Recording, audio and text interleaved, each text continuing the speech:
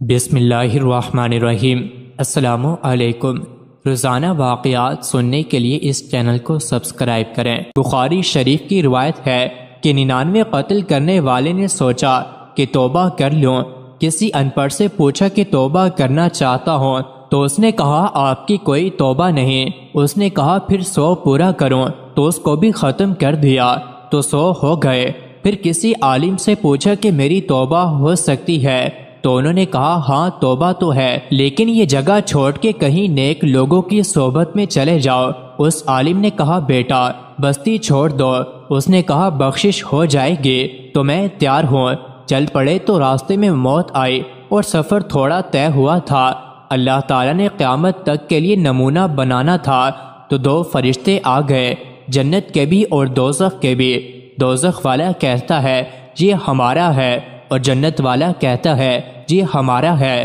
جنت والے کہتے ہیں اس نے توبہ کر لی ہے۔ دوزخ والے کہتے ہیں توبہ پوری ہی نہیں ہوئی، وہاں جا کے پوری ہونی تھی۔ تو اللہ تعالیٰ نے تیسرا فرشتہ بھیجا۔ اس نے کہا اس کے سفر کی مسافت کو ناپو، اگر یہ یہاں سے گھر کے قریب ہے تو دوزخی، اگر نیک لوگوں کی بستی کے قریب ہے تو جنتی۔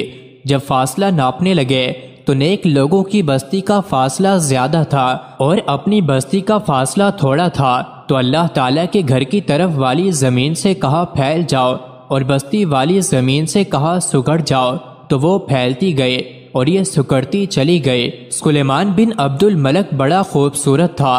وہ ایک وقت میں 4 نکاح کرتا تھا، 4 دن کے بعد چاروں کو طلاق دے کر 4 اور کرتا تھا، پھر ان کو طلاق دے کر 4 اور کرتا تھا۔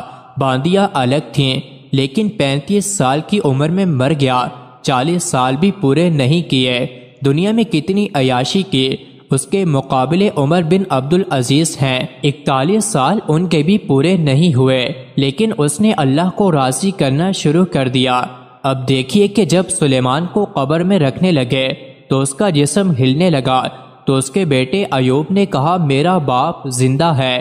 حضرت عمر بن عبد العزیز نے کہا تیرا باپ زندہ نہیں ہے، عذاب جلتی شروع ہو گیا ہے، جلتی دفن کرو۔ حالانکہ ظاہری طور پر سلیمان بن عبد الملک بنو امیہ کے خوبصورت شہزادوں میں سے تھا۔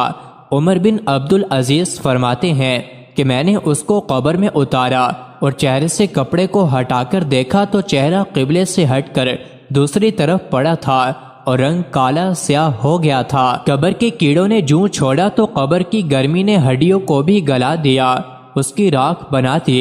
ایک حدیث میں آتا ہے میرے بندے دنیا کو ہوس کی نظر سے مت دیکھ، سب سے پہلے قبر میں کیڑا جس چیز کو کھاتا ہے وہ تیری آنکھ ہے، آنکھ کو بے حیا نہ بنا۔ یہ آنکھیں اس لیے نہیں ہیں کہ تو اوروں کی بیٹیاں اور بیویاں دیکھیں۔ مزید ایسی ہی ویڈیوز کے لیے چینل کو ضرور سبسکرائب کریں۔